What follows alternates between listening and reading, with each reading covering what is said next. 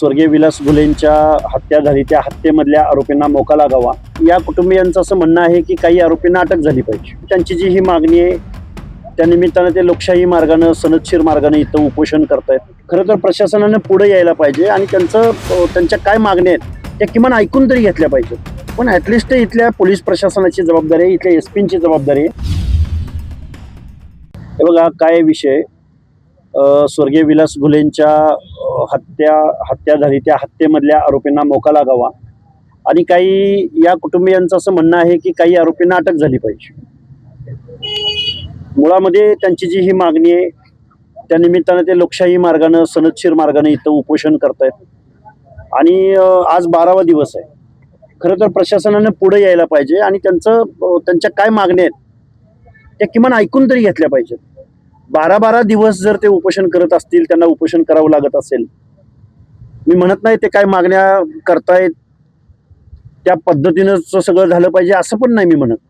पण ॲटलिस्ट इथल्या पोलीस प्रशासनाची जबाबदारी आहे, इथल्या SP-ची जबाबदारी आहे. कलेक्टर ऑफिस समोर 15 ऑगस्टच्या दिवशी इथं पालकमंत्री येतात, इथं कलेक्टर येतात, एवढं स्वातंत्र्य दिन साजरा होतो. अशा परिस्थितीमध्ये एका मृताचा भाऊ, त्यांची आई, त्यांची पत्नी एवढे दिवस उपोषण करतात.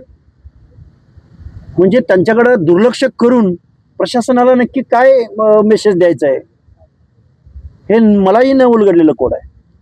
SP साहेब नक्की काय म्हणणं आहे, तुम्ही किमान ॲटलिस्ट इथं येऊन त्यांची भेट घेऊन त्यांचं काय म्हणणं आहे एवढं तरी ऐकायला पाहिजे होतं असं माझं म्हणणं आहे. नवनाथ आबांनी काय बोललो याचं मी समर्थन नाही करणार, पण तुम्ही जे ऐकताय गेल्या 2-3 वर्षापासून ते काय लई चांगलं आहे का? मनोज जरांगे काय हरिभक्त परायण काय अभंग समजावून सांगतायत का? लोकांच्या रंगावर, लोकांच्या व्यंगावर, लोकांच्या आईबापावर दूध गरम पाजलं का थंड पाजलं, ही कुठली भाषा आहे?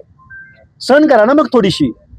मी नवनाथ आबांच्या वाक्याचं समर्थन अजिबात करणार नाही, पण मी काय म्हणतो, तुमचा बोलला की आपला तो बाब्या आणि दुसऱ्याचं कार्ट, सहन करावं थोडंसं तुम्ही. आम्ही नाही का सहन करत? काय बोलता तुम्ही भुजबळ साहेबांना, कुठल्या भाषेत बोलता? काय बोलला एका समूहाला, शर्मेनं मान खाली घालायला लागला अशी भाषा, वड्या वगळ्याच्या पैदाशी, उसातल्या पैदाशी तुम्ही नाही बोलला? मग सहन करा ना थोडंसं.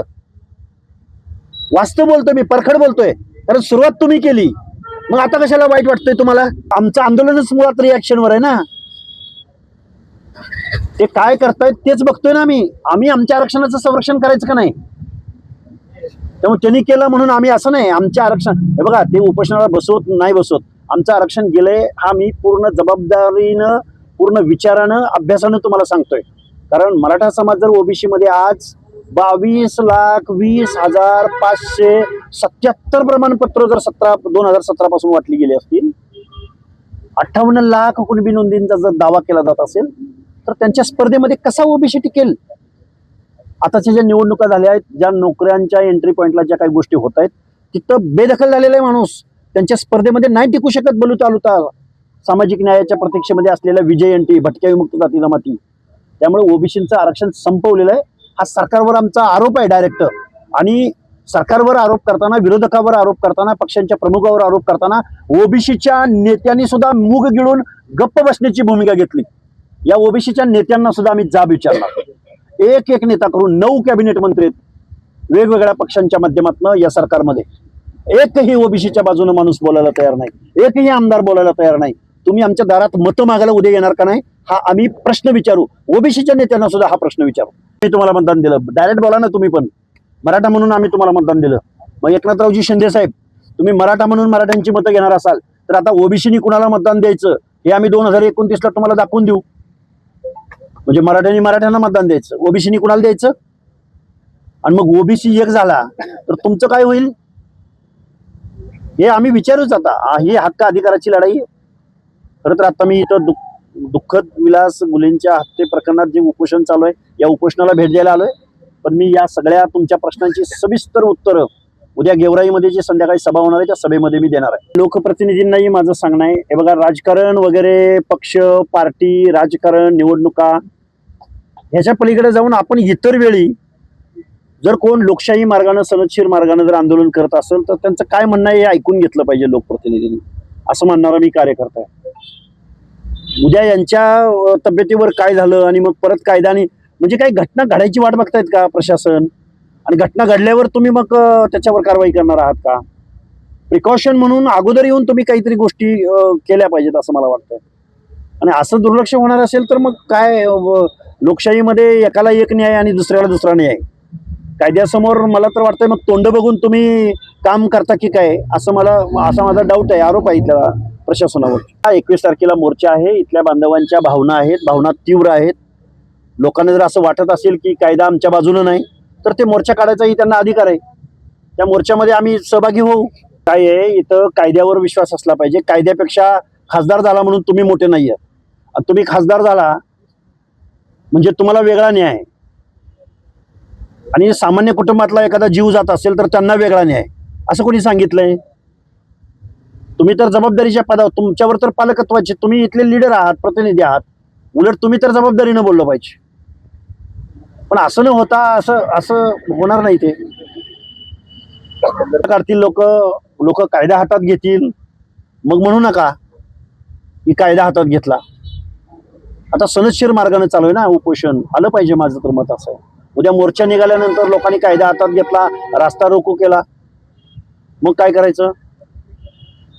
मुळात स्वर्गीय विलास गुलेंची हत्या झाली, त्याच्या प्रेता संदर्भात हेळसांड झाली. 4-5 दिवस त्यांना प्रेत घेऊन पोलीस स्टेशन समोर बसावं लागलं. आता उपोषण करावं लागतंय. नक्की काय म्हणणं एवढं ऐकून तरी घ्या किमान. आपण या मोर्चाच्या दबावाखाली कुणीच काम करू नये. राजकीय दबावाखाली जर कोण काम करत असेल तर मला वाटतंय मग कायद्याचं राज्य आहे का हा प्रश्न निर्माण होतो इथल्या व्यवस्थेवर. पोलिसांनी फ्री अँड फेअर वातावरणामध्ये काम केलं पाहिजे असं माझं मत आहे. त्यांनी काही करावं, त्यांना अधिकार आहे तो, पण त्यांनी ओबीसीचं आरक्षण संपवलंय हे मी जबाबदारीनं सांगतोय. आणि आम्ही 21 तारखेला निघणार आहोत. ओबीसी म्हणजे काय आणि ओबीसीची संख्या किती हे आम्ही दाखवून देणार आहोत. खरं तर आता इथं मी वेगळ्या कारणानं आलोय, तरीही मी तुम्हाला जबाबदारीनं सांगतो की ओबीसीकडं तुझ्या भावाच्या भावनेनं बघितलं जातं. त्यांचं म्हणणं इथलं सरकार ऐकून घेत नाही. हा आमचा आरोप आहे सरकारवर. आज ओबीसीचं आरक्षण संपलेलं आहे. त्यामुळं आम्ही 21 तारखेला पुण्याच्या दौंड तालुक्यातल्या पाटस गावामधून आम्ही आमच्या मोर्चाची सुरुवात करणार आहोत. आणि मुंबईला लाखोच्या संख्येनं लोक येतील. हे मी अगदी तुम्हाला बॉन्ड पेपरवर लिहून देतो. त्यातल्या 22 सभा मी घेतल्या. त्यानंतर पावसाने ओढ दिलेली होती, शेतकऱ्यांचा प्रश्न होता. 22 सभा मी कंप्लीट केल्याच ना. पण आम्ही परत यांनी उपोषण केलं. परत अजून काही मागण्या सरकारसमोर मांडल्या. अजून आता ते कास्ट स्क्रुटिनीवरती, म्हणजे जिथं न्यायदानाचं काम होतं, ज्या कास्ट स्क्रुटिनीला एक वेगळा अर्धन्यायिक अधिकार आहे, त्याच्यामध्ये सुद्धा हस्तक्षेप करायचं चाललंय. त्याच्यामध्ये सुद्धा कायदे बदलायचे चाललेत. हे नक्की चाललंय काय? नक्की हे कायद्याचं राज्य राहिलंय? त्यामुळे सरकारच्या विरोधामध्ये 1 सप्टेंबरला ओबीसी म्हणजे काय असतो, ओबीसी हा जगन्नाथाचा रथ आहे. हा जगन्नाथाचा रथ ज्या दिवशी चालू होईल त्या दिवशी हे जे आमदार आहेत ना, हे आमदार, खासदार, मंत्री जे एरजारे घालतात ना मनोज जरांगेकडं, बेकायदा मागण्यांना सपोर्ट करतात ना, त्यांना दाखवून देऊ आम्ही की ओबीसी म्हणजे काय असतो. आणि ओबीसी समाज जर एकदा पेटून उठला तर तुम्ही तुमचे कसे डिपॉझिट जप्त होतील हे तुम्ही बघत राहा.